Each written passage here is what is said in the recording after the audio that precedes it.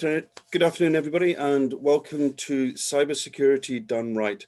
My name's Andy Horn. I'm the Chief Exec of IntraLAN. I want to welcome you to this. This is a series of webinars that we'll be hosting over the coming months. We're hosting this one with our sister partner, Lares. For those of you who don't know, IntraLAN is part of a big US multinational called Global Growth that we have about 120 companies in the portfolio.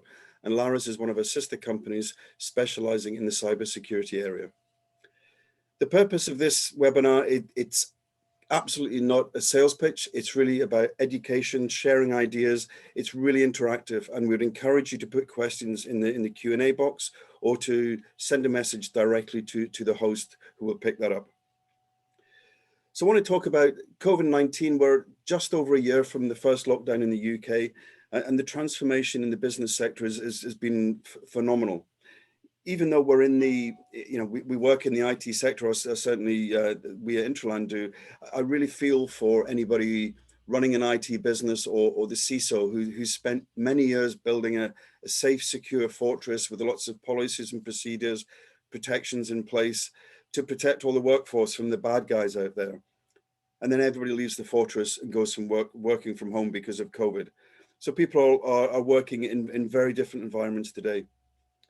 And the threat from the cybersecurity threat is very real. We see it every single day. There's another breach, there's more ransomware, there's another impact. I mean, today there was another one around the fat face impact, and GCHQ came out today and we're talking about 2 colleges and universities in the UK being attacked, both for ransomware, but also to try and delete pupils' messages. So lots going on, lots to talk about. I'm going to hand over now to Eric Smith, the CTO and founding partner from Lares. Thank you, Andy. Hopefully everybody can see and hear. Andy, can you give me a thumbs up? Can you hear okay? Perfect. So as Andy said, I'm Eric Smith. I'm with Lares. I'm one of the founding partners here and the CTO as well. Also with me, I have Andrew Hay. He's our COO and he's in charge of some of our service delivery that we have here, and I'll let him explain more as we go, but we appreciate everyone's time. I know we have a lot of different attendees here from different time zones, so we appreciate everyone taking time out of their day and their evenings to spend time with us and talk about some topics that are relevant for what we're all facing right now in this shift of a world that we're living in, as well as the business world. So we're here to kind of talk about some observations we've seen over the last 2 years, really where we see the enterprise kind of changing as the target is moving, as employees and interactions with corporations are changing.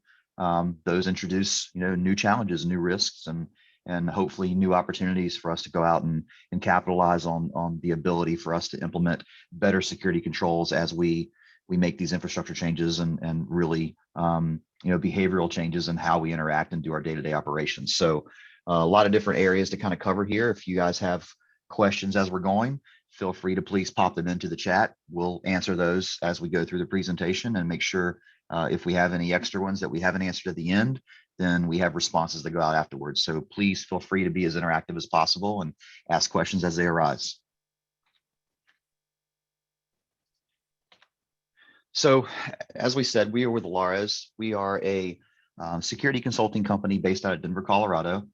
We've now been in business for 14 years. What started as a boutique security consulting firm has grown into quite a large corporation now. We've really grown up, and for the last 14 years, we've really set trends in the market space and really educated consumers and our peers that we've all worked with over these years to really educate and deliver a better product for everyone. So we specialize in all types of services, both on the offense and defensive side.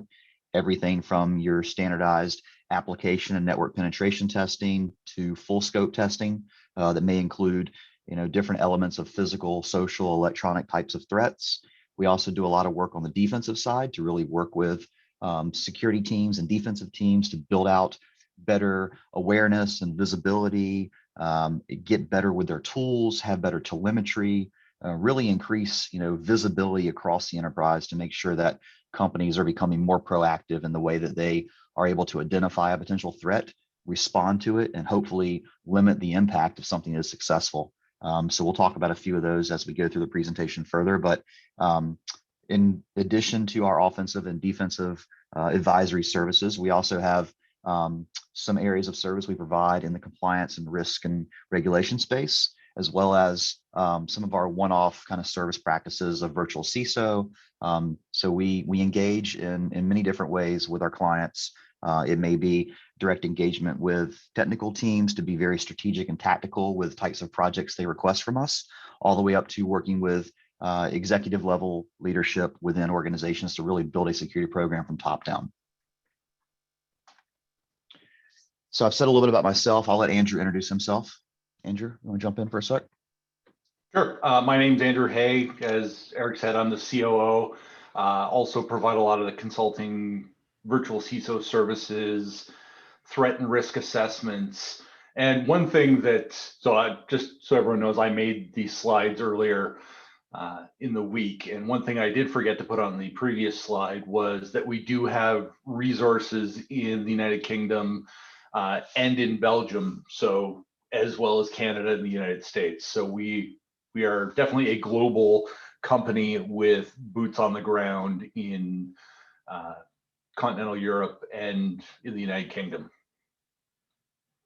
Yeah, and consistently growing. You know, as we extend our partnerships with some of the Demovo companies and work specifically with partners like IntraLAN, we're extending our capabilities in those spaces as well. So local resources, spending more time as this world opens back up this year with security conferences and local events. If they may be virtual, they may be on the ground, getting engaged a lot more in those different regions. So as needs arise with customers or with our partners, we have boots on the ground to really work to nurture those relationships and deliver a product that's better for the client. Along the way, over the years, we've done quite a bit in Lares, not only within the business world, but also in the community. Everyone that's on the team here, we have a team of about 26, 27 people now. Everyone on the team has really grown up in this industry. We all were kids playing with computers in the 80s and 90s, and that kind of really put most of us on the track to go, do something, as a career in this space. So we've always tried to give back as much as possible. And now we're old and gray. And now we're all old and gray. That's right. Andrew's got a little less hair than I do these days. But we, yeah, that's right. Transplanted. So, we try and spend as much time as we can really giving back and educating. And that's something that we've always been very passionate about in our business. What started out as a lifestyle business for my partner and I has grown into, just a team of amazing people here. And the service levels that we deliver across, all of the offerings that we have are really top notch. Everyone is an expert at what they do.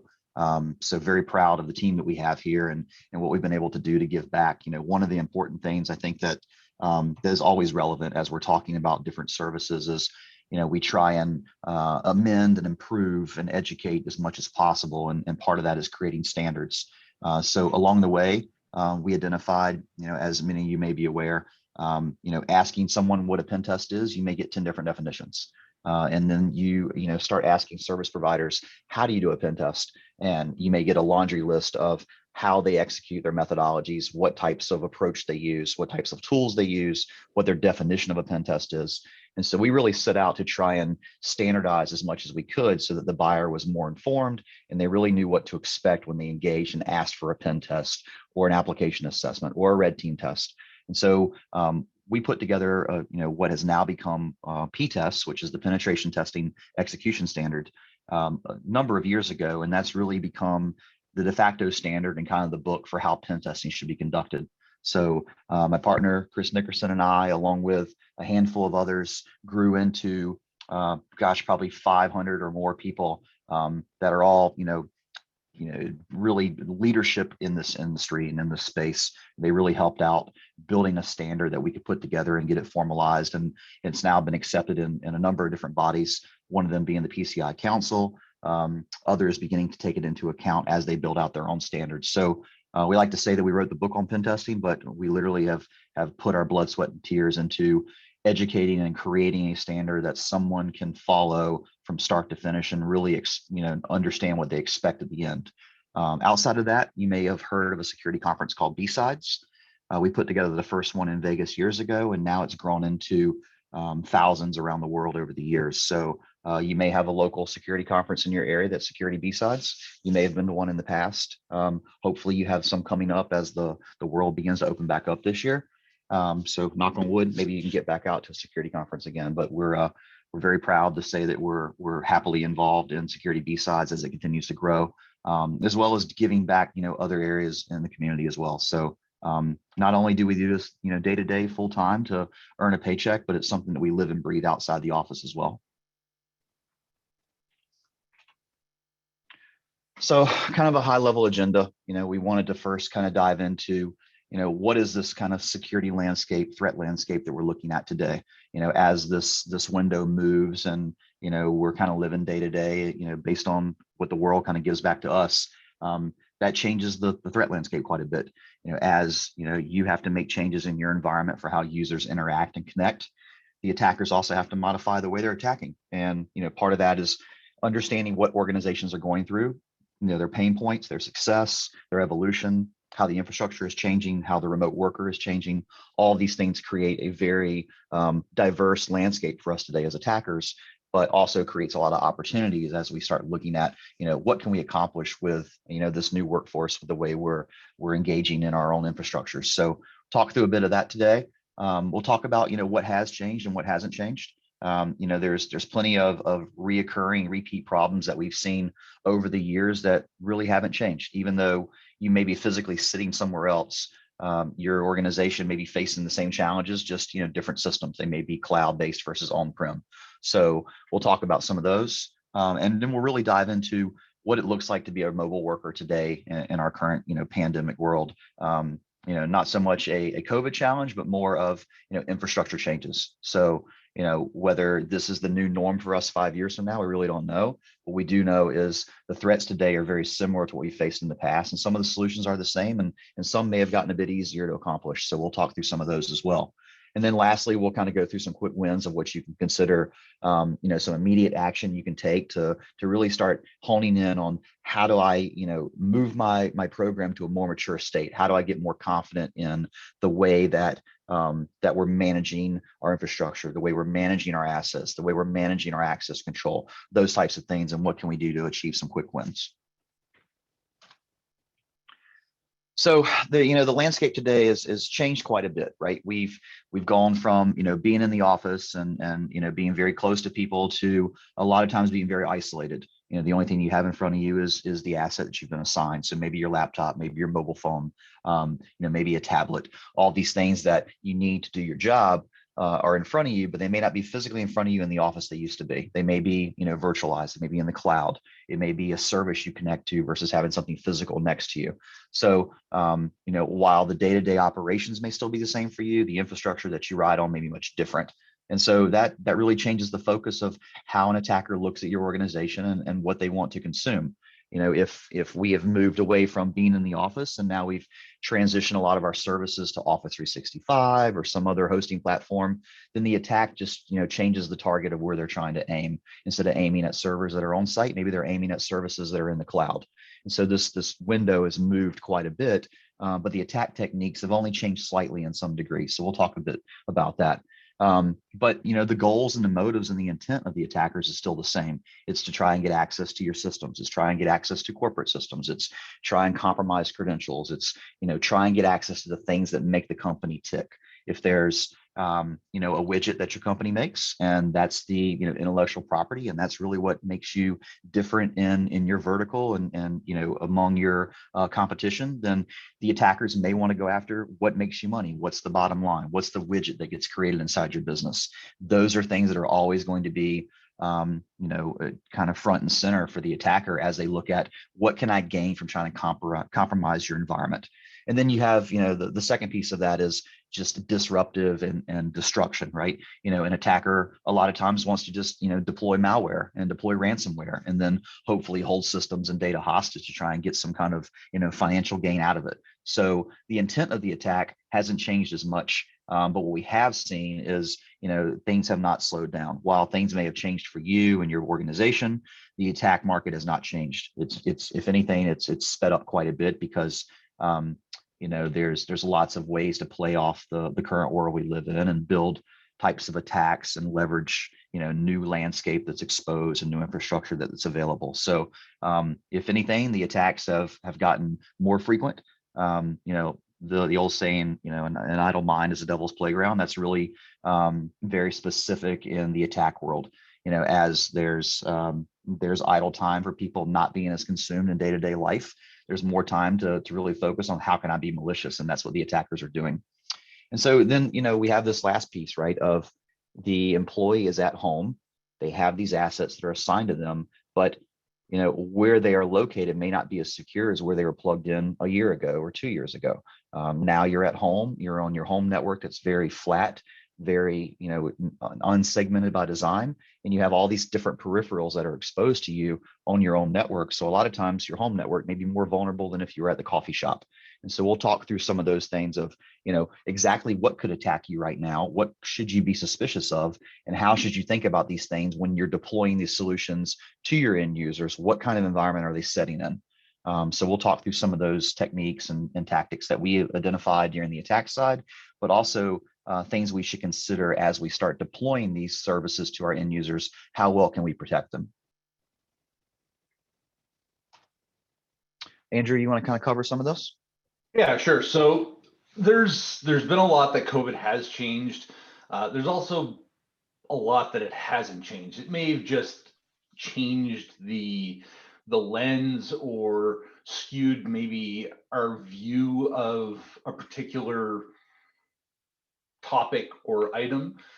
One example, so the way that our network services and infrastructure exist has changed because we've had to expose a host of services to make work from home work properly.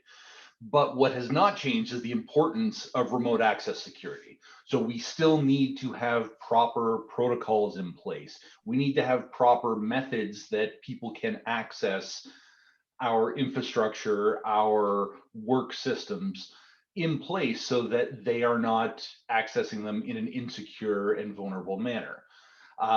The way that we perceive vulnerability impact has changed.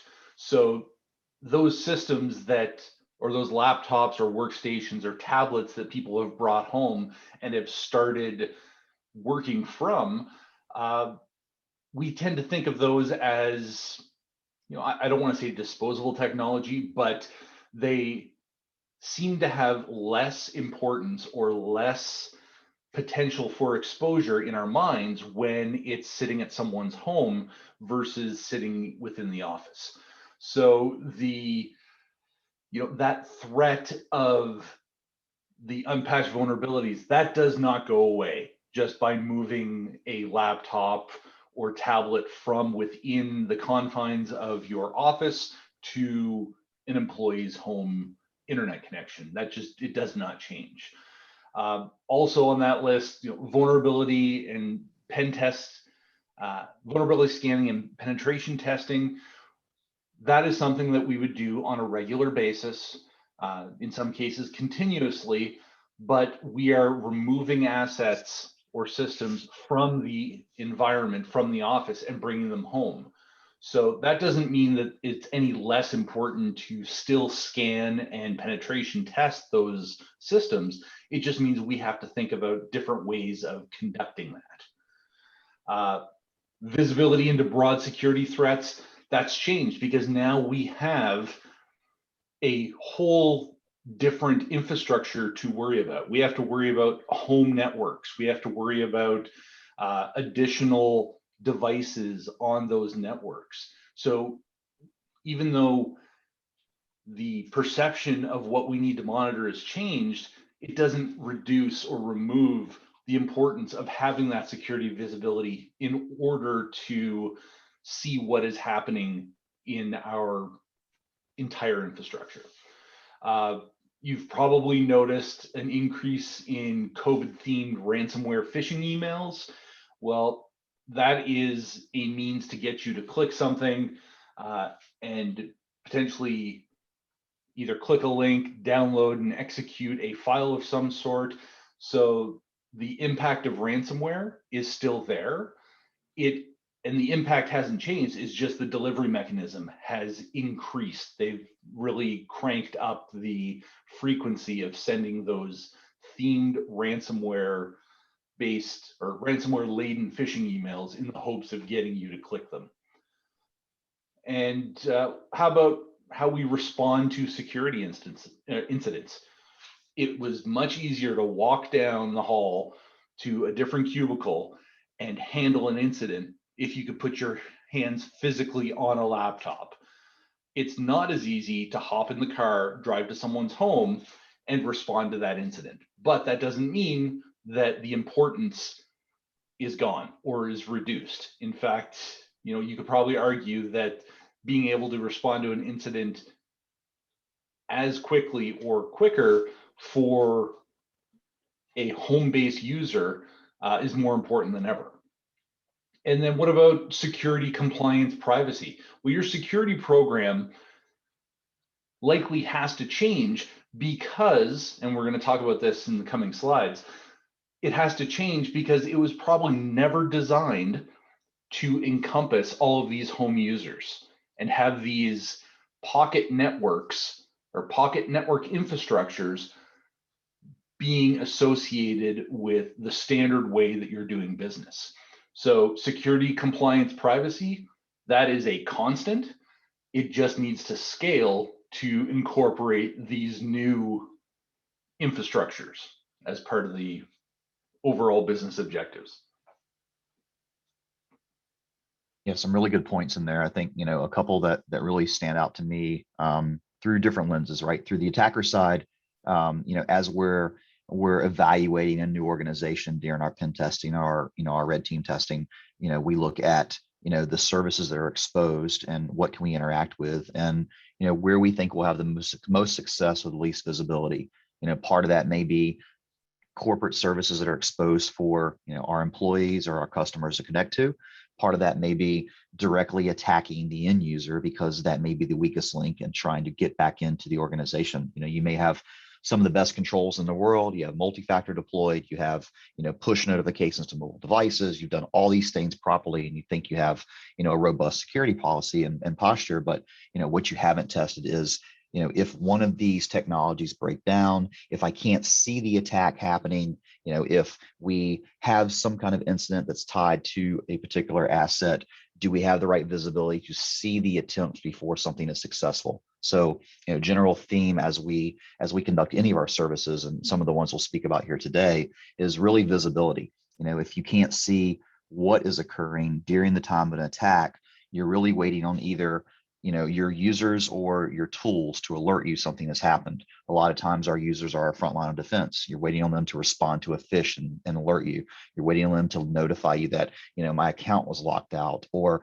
I noticed something suspicious in my email. What should I do? These are all your frontline defenders. But what happens if you don't have that alert? The next alert you get may be too late. It may be the one that's a successful breach. It may be a compromise. It may be ransomware. All these things that happen after some kind of execution, then how well does the program work? So you really need to move into a mindset of, I don't want to wait for the alert to show me there's something potentially going on. I want to be proactive in measuring the capability of my program. And how do you do that? You do that through testing, you do that through simulations, you do that through, evaluation of your products, you do that through auditing against your policies and procedures. All of these things really play into moving your program from an automated stance up to a maturity model where it feels very proactive. You can identify something before it's successful. You can empirically say, this is the intent of what it was trying to do, and I know that these 5 layers are going to protect me, but let's check each one and make sure. And that goes all the way back to the endpoint. Do you have the right visibility and the right tools and the right hardening of these devices that you're deploying? And so, evaluating things like my gold standard image. If I'm rolling this image out to all of my desktops, all my laptops, and all my servers, have I evaluated this in a way that I know if someone gets access to the machine, it's very difficult for them to move to a privilege level, to get local administrator, to get root, all these things that give them unfettered access to the underlying system. So you really want to evaluate things from end to end, from endpoint all the way to the services they're interacting with, and be able to measure those controls that are involved in protecting that end-to-end communication. So a lot of good points here that you should really consider. Some of those are very consistent with the way we've tried to run our programs over the years. Some of them are new because they're different types of attacks, but the underlying solutions a lot of times are very similar.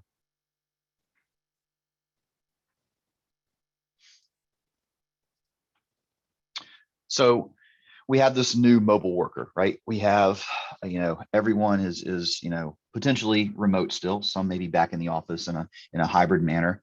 And you have all these policies and procedures that are supposed to really protect what is going on with this remote access that we have.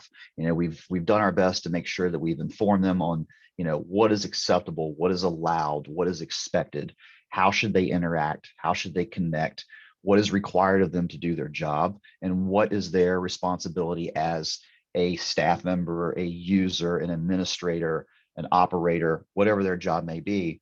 What is the responsibilities and expectations for them to alert, respond, interact, be smart about the operations they conduct on their machines. All these things start in a policy. And you may have done very well at defining these things in a policy, but the gap that we often see is companies may spend a lot of time defining a policy and only measuring it with just tabletop exercises, talking theoretical about what could happen if someone doesn't follow this policy. But you really need to look at all three. You really need to look at, not only how well and accurate and effective are our policies, but if the policy isn't followed, isn't adhered to, or it has a gap, what kind of protection do we get from the products we have in place? Have we evaluated the capabilities of those products? Have we made sure those products are tuned properly to give us the information we need from them? Did we just go buy, an endpoint detection tool and we dropped it on laptops and we hope that it alerts us on the attacks that we think we want to see? Or do we really put that through the ringer to make sure that this EDR tool, this inline detection, this perimeter defense, whatever the solution may be that you've purchased, have you evaluated the capabilities of it to make sure it can actually stand up to an attack? And that's really where we see the gap a lot of times is companies will spend so much time designing policies, making things look great on paper, and even achieving compliance, but they never take it to the next step of how effective are these things? Have you put them through an actual fight? Have you had an adversary try and attack the people, try and attack the product, try and, find ways they can circumvent the policies because maybe they're not as thorough as they need to be. So you really need to look at all three of those pillars as you're looking at the security program overall.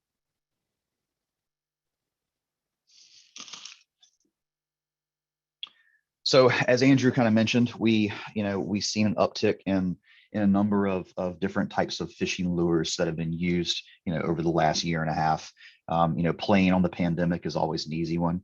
As attackers, we've leveraged, quite a number of different sources and pieces of inspiration when we design our phishing campaigns. It may be time of year, it may be geolocation, it may be the company itself, it may be something going on inside the organization that's relevant, it may be something that happened in the world that everyone is very sensitive to and you can leverage, and people want to click. They love to hear the mouse make the noise. They click a link, they want to read the information.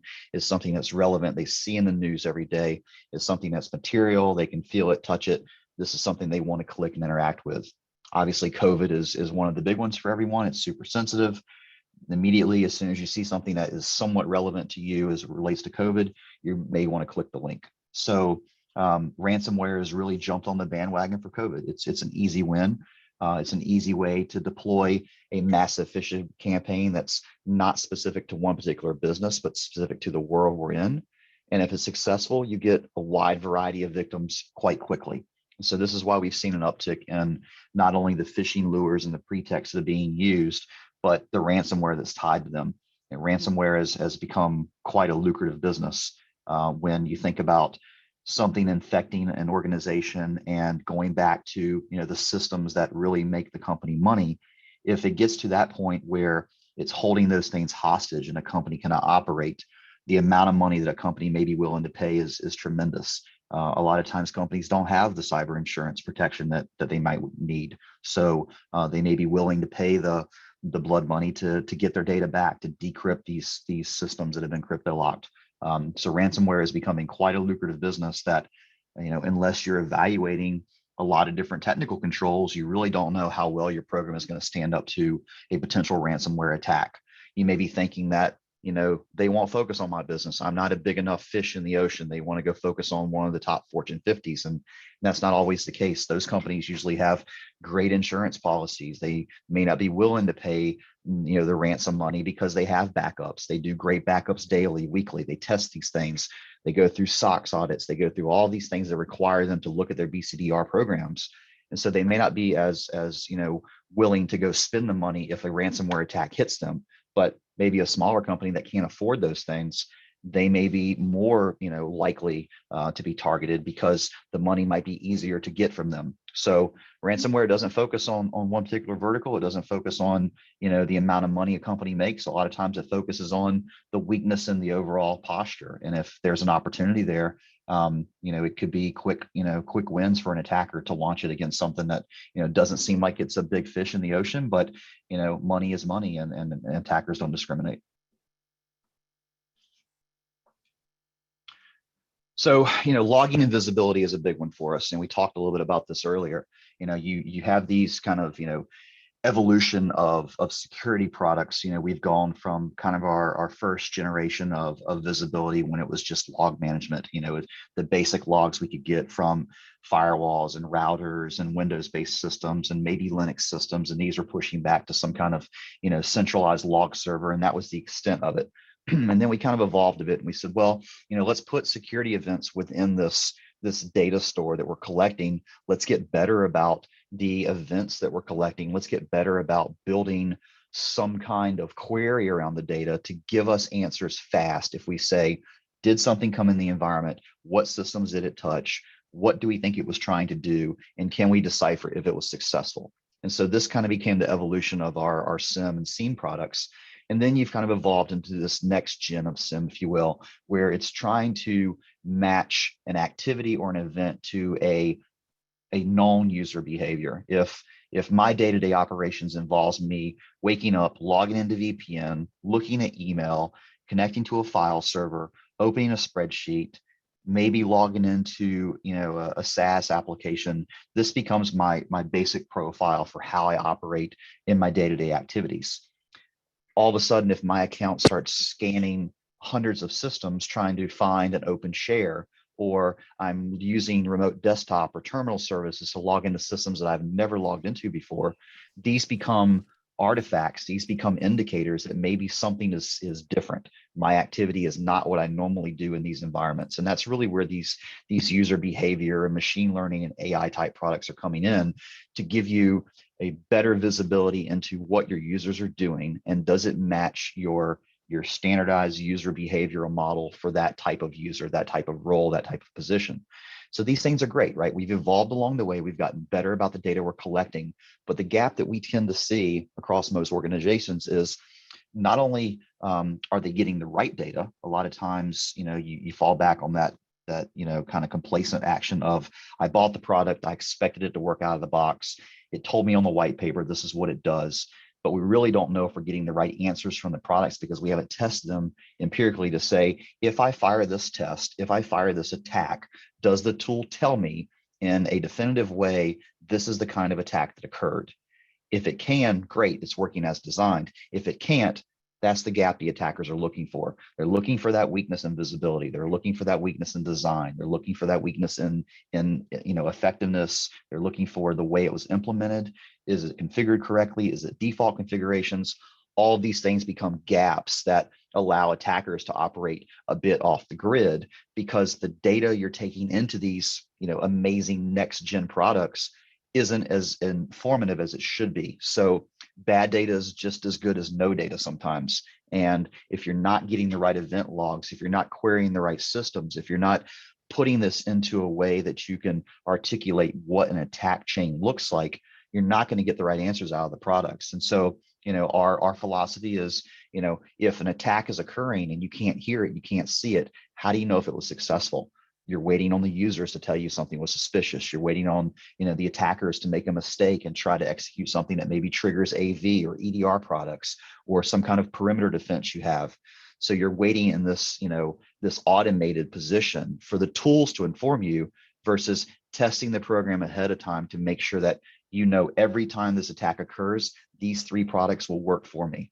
And that's really where you want to move into this more informed, visible stance around your program, is understanding what happens during an attack, being able to dissect the pieces of that attack all the way down to the TTPs that are used, and then match those with, these are the products we have, and these are the ones that should alert us and stop us. And that's how you end up building a better security program, because you can look an attack in the eyes and say, yep, every time I feel confident my program is going to stop this attack because we've measured it.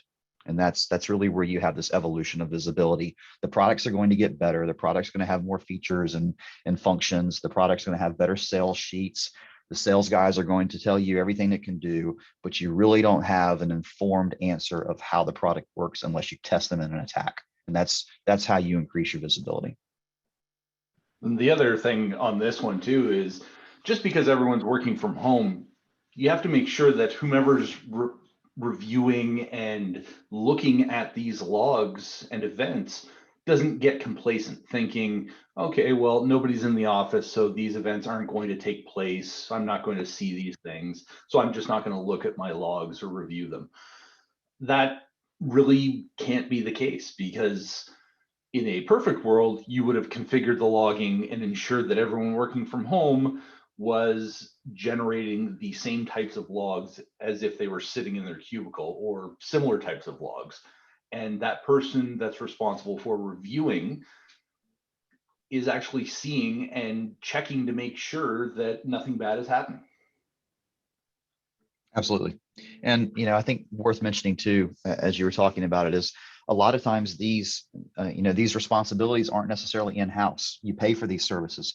You have an outsourced SOC, you have, products that you've purchased that come with some kind of team behind them.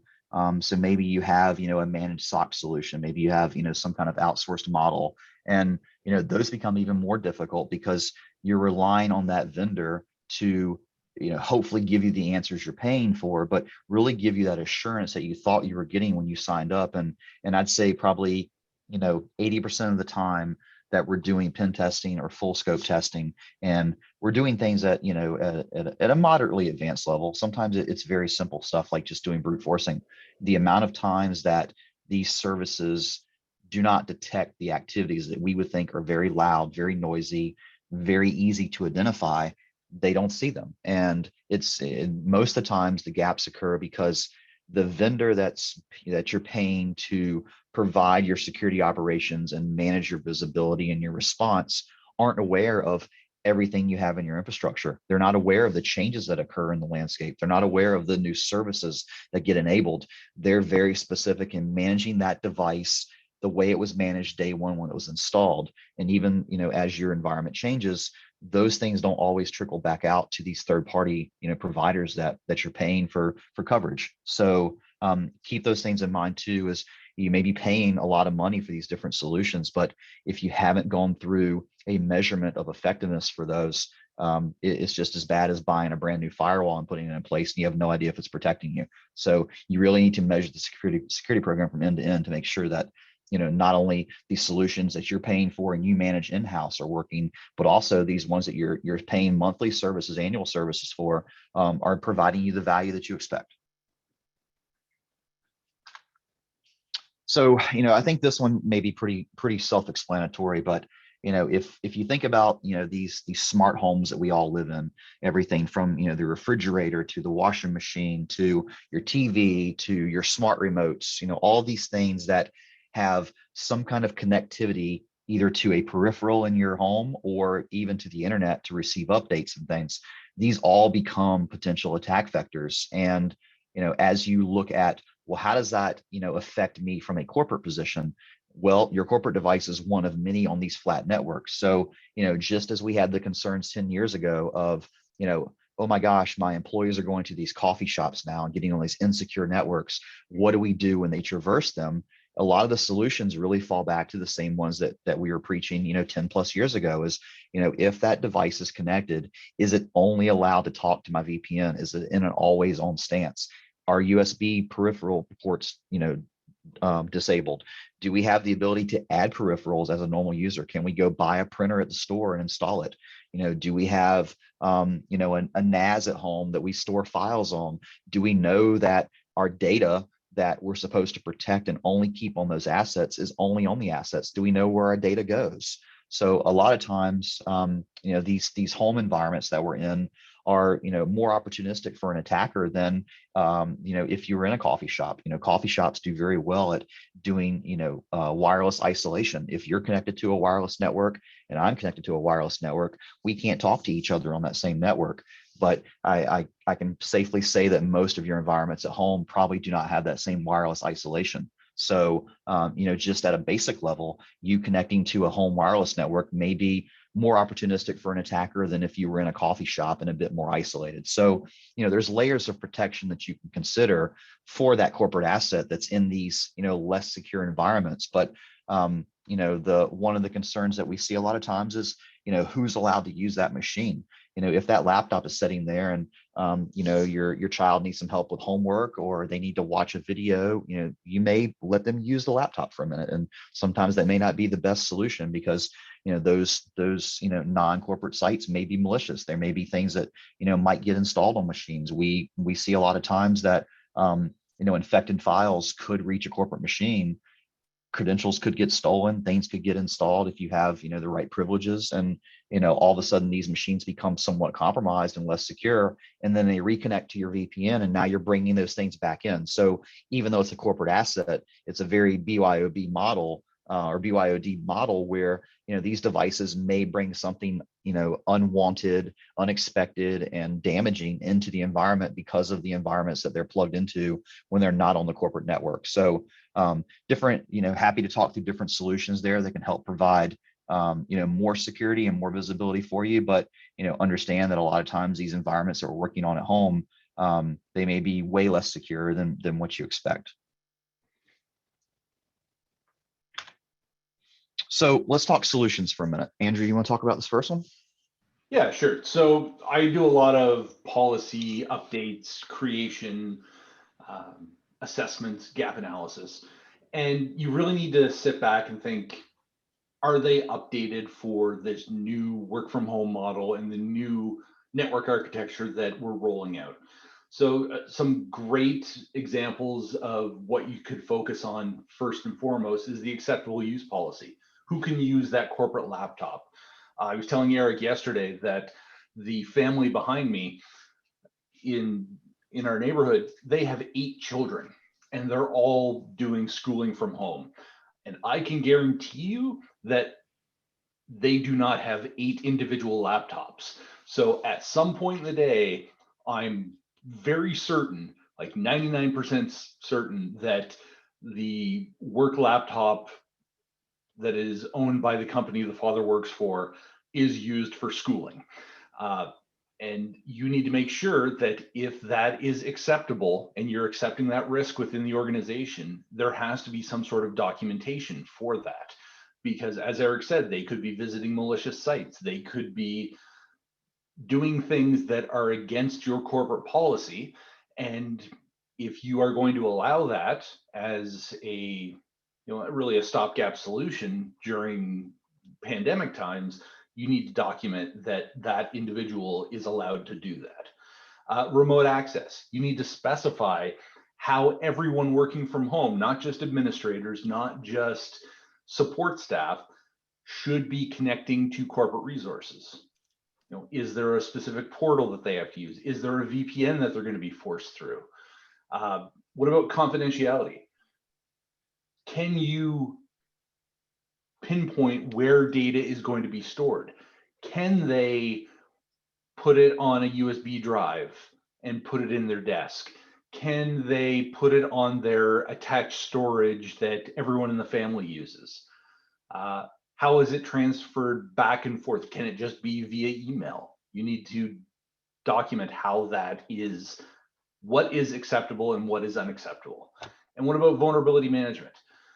How frequent should scanning occur? What about penetration testing? What about patching? How are you patching these systems? Is it just Microsoft? Is it just Apple updates? Or does it also cover Adobe? Does it cover other applications? I'm drawing a blank here. Chrome, maybe some third-party tools that only certain users within the organization use.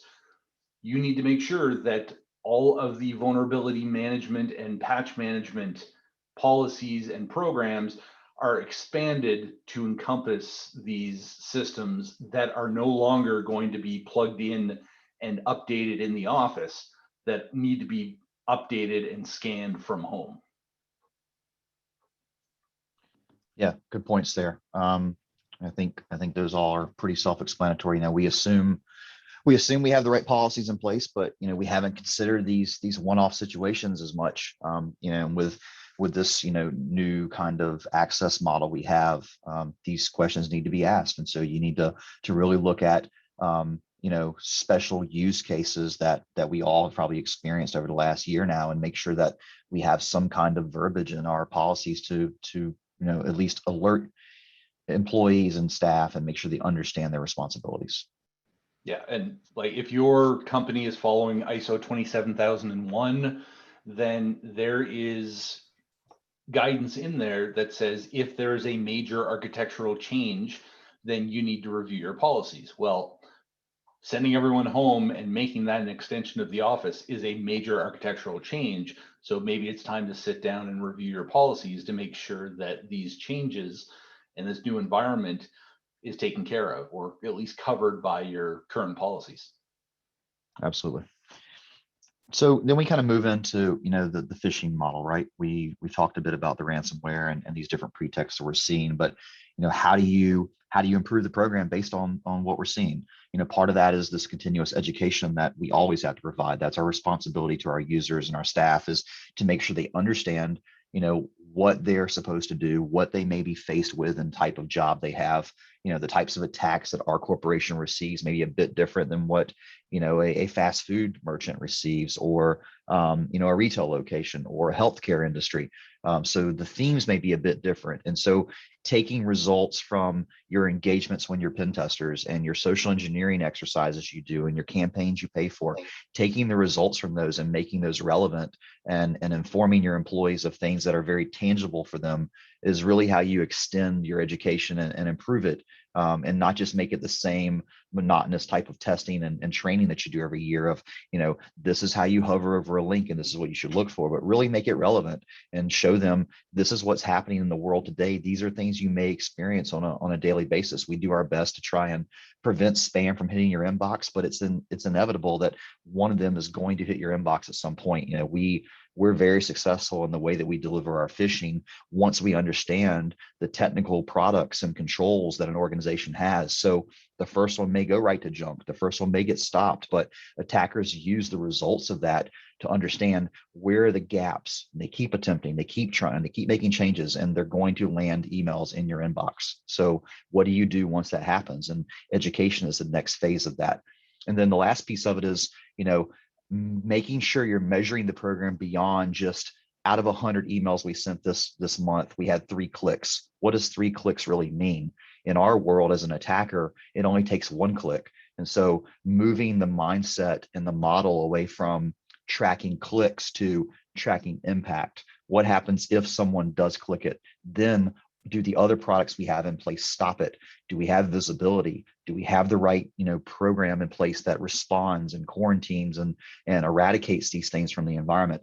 All of these things are part of a measurement that you really need to look at beyond just paying for an annual security awareness phishing campaign that gives you some false sense of security that well, this month we had 7 clicks, last month we have 9, so we're doing better. Really doesn't mean much when you look at it through that lens.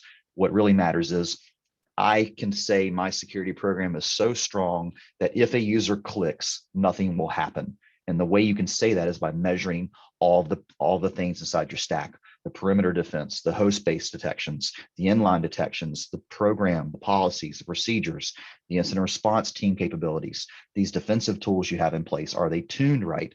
All these things come underneath the measurement that you really need to consider.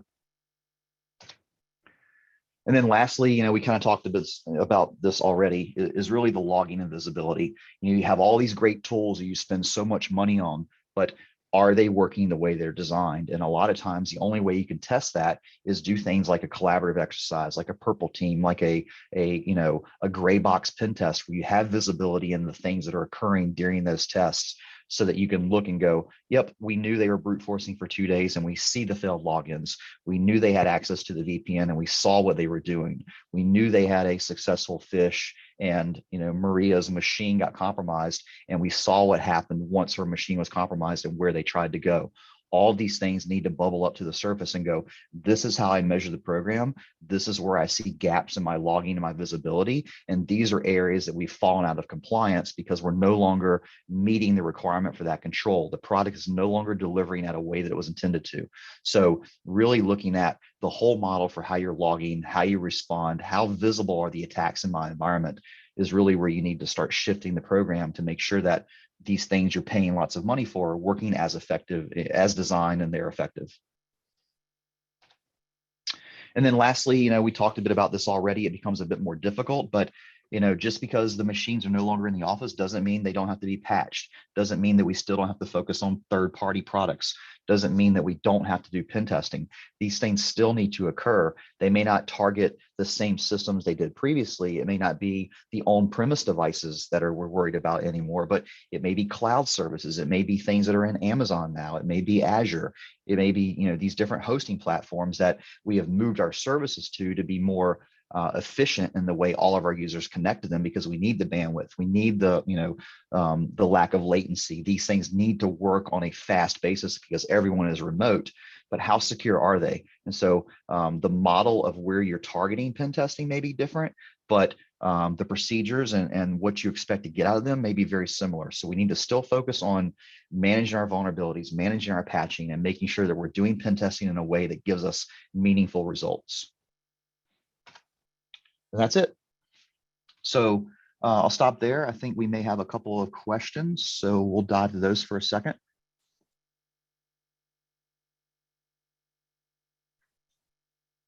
Andrew, do you have the question panel up? I need to switch. I do. So one of the questions was, when responding to security incidents on home workstations, can you not use remote access to control your colleague's device to address the issue?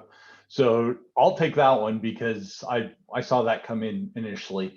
And some of the issues I've seen with that is that only works if it's a phone home type of capability. So if a workstation is behind a double NATed gateway, so sometimes your internet provider will NAT everything and provide an internal IP, and then your own router is going to provide another IP address. There's a lot of troubleshooting and remote access for the typical home network to get remote access to that system. So sometimes you're forced to hop in the car and drive over and work with that user, or you're going to be on the phone walking them through the steps to actually gather the information you need to conduct incident response. So yes, yeah, ideal scenario, you'd have that remote access already set up. Yeah, and I'd say remote access has become something that is more prevalent because of the kinds of products that we've deployed to manage those. So whether it's a BombGuard solution or some other kind of remote help desk product, those things usually provide a glimpse into what the system is doing. The lack of visibility on the endpoint is really the gap that we see. You may not have all the logs that you need from there. You may not have the right products that give you the visibility. So I think the challenge is, when a device is at a home network, it's not traversing the same technologies, and so you don't necessarily have the same sources for that log that you would in a corporate environment. You may only have the laptop and the access point that it's connected to, and the only logs you have at that point are the ones that may be on the laptop, and Windows logging by default is not very thorough. So unless you have the right products on your devices to give you that visibility, you may not see that a PowerShell script tried to execute and then it called out to a foreign IP address. You may not have that kind of visibility to investigate the incident properly. Yeah, so actually, here's a good one. Have you seen any particular attacks or threats occur more during this pandemic situation? From my perspective, I've seen a whole host of ransomware-backed phishing attacks, and conversely, or I guess in line with that, we're seeing a lot of organizations with large swaths of customer or employee data, or just I'd say client data in general, that are very worried about their ability to respond to a ransomware type of attack, because it could be absolutely crippling to their business. Yeah, and I'd say the other thing that we've seen more prevalent is the attacks on the remote access services. We've deployed a lot of new technologies in the last year because our existing VPNs weren't fast enough, or the internet pipes we had at the office weren't fast enough, and so we've moved to cloud. And so these new services that have become turned up very quickly may not have had as much forethought going into them of how can they be properly constructed before deployed, because we were in a race to get people back to work. We were in a race to give them access to the things they needed. And so as attackers, what we find in our engagements is these services are usually very loosely defined a lot of times. The way that we've rolled out multi-factor may be an insecure manner. I may be able to go enroll myself and get a token, and now I'm on your multi-factor VPN. So we've seen an uptick in the way that we've been able to interact with remote services and compromise, the models that are being used to deploy these out to our end users. That's been a big gap over the last year and a half that we've seen, is just the ability for us to compromise a lot of different types of remote access solutions. So that's actually a good segue, because another question that came in was, how secure is two-factor authentication? And you do a lot of brute forcing and remote access attempts. Why don't you explain some of the benefits and downsides to improperly deployed two-factor authentication? Yeah, I think, we all start with single factor. We all start with, we need this new Palo Alto or this, new, Cisco ASA. It gets deployed. We feel great because it's the best of breed product. We rolled it out to our users, and now we're going to take it one step further, and we're going to roll out multi-factor and use, duo tokens or whatever the solution may be. The problem we see in most of those cases is, one, you may be doing multi-factor and VPN, but you may have also still exposed services that aren't protected by that. So attackers can use those services to still do brute forcing, to still try and get credentials and still get valid logins they can then focus on the VPN with. They couple that in a chained attack with, well, now I found out that these enrollments that are going out to users just require me to log in with a username and password, or it gets delivered to their email and I have another way to get to email first. We see a lot of problems in the way that the implementation is occurring, that we can abuse this kind of open enrollment model. You may have done very well at buying the right products, sending out the right emails, telling my users to go log in, add their phone, enroll. We've got multi-factor and we think we're great, but attackers can leverage issues in that model to go enroll themselves, to go steal tokens, to get access to email, and steal tokens that you sent out in a secure manner. So I'd say probably 60 to 70% of the time that we engage in an external assessment and we identify a new deployed solution like that, we find gaps in the way they're currently deploying it, because speed often trumps security, and they want to get the solution out faster to the end users to feel better about what they're doing and get more secure. But there's gaps in the way they're doing it. It's bad procedure, it's bad process, and that's usually where we're able to capitalize. Yeah. All right, so we are at the top of the hour here, and that's all the time we really have for questions. So really appreciate everyone coming today to listen to Eric and myself talk about security. And yeah, hopefully we can do more of these in the future and expand on some of the topics that we talked about. This was kind of the first level, A-level type of conversation on security, and we're looking to do a whole bunch more. So, please let us know the kinds of things that you want to hear about and the things that you're worried about. Yeah, and if questions come up after this, feel free to reach out to us. We're all available pretty much all the time. So you've got some contact info on the screen there. feel free to reach out if you have questions or inspirations or just things that keep you up at night. We're happy to talk to you.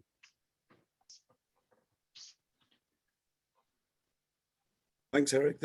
Thanks, Eric. Thanks, everybody. And speak with you soon. Okay, bye-bye. All right. Take care, guys. Bye-bye.